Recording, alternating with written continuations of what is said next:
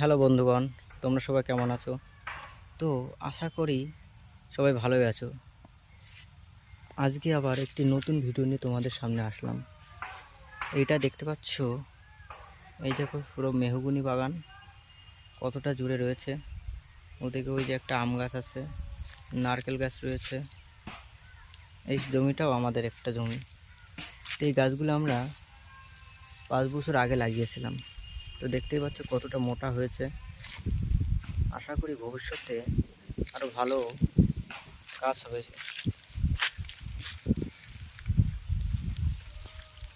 দেখতে পাচ্ছ, এটা আমাদের লম্বু বাগান কিংবা মেহগনি গাছ, মানে দুটো গাছই আছে, লম্বু গাছও আছে, লম্বু গাছের সাইড দিয়ে আছে একটা করে, মেহগনি গাছটাই বেশি।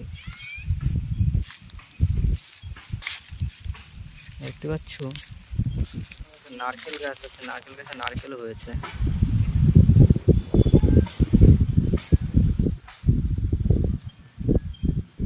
নারকেল গাছের মধ্যে দিয়ে কিছু কলা গাছ আছে,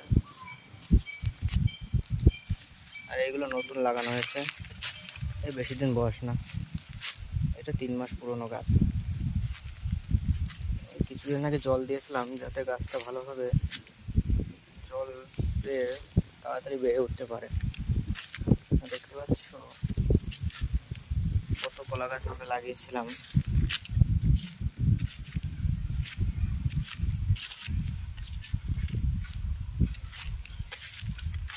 অনেক পাতা এগুলো করা আছে, যারা অনেকে বাড়িতে জাল দেয় তারা পাতা নিয়ে যায় এখান থেকে।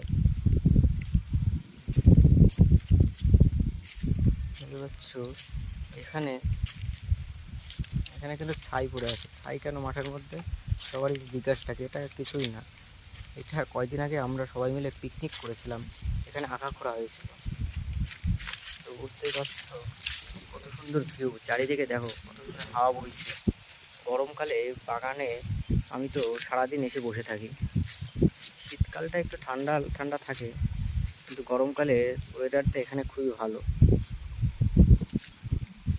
তো যারা গ্রামের লোক তারাই বুঝতে পারবে যে বাগানের হাওয়ার মজাটাই কত আলাদা। যারা শহরে থাকে তারা হয়তো অতটা বুঝবে না, কারণ তারা সারাদিন ঘরের মধ্যেই আবদ্ধ থাকে। তো তারাও যদি এখানে আসে একবার, তাহলে বুঝতে পারবে যে প্রকৃতির সৌন্দর্যটা কতটা। দেখতে পাচ্ছ চারিদিকে মাঠ, সবার চারিদিকে কত কৃষকদের জমি আছে, তারা সেখানে বিভিন্ন ফসল ফলায়।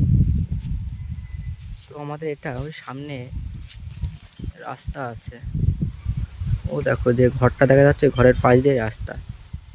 এটা আমাদের একটু রাস্তার পাশের জমি।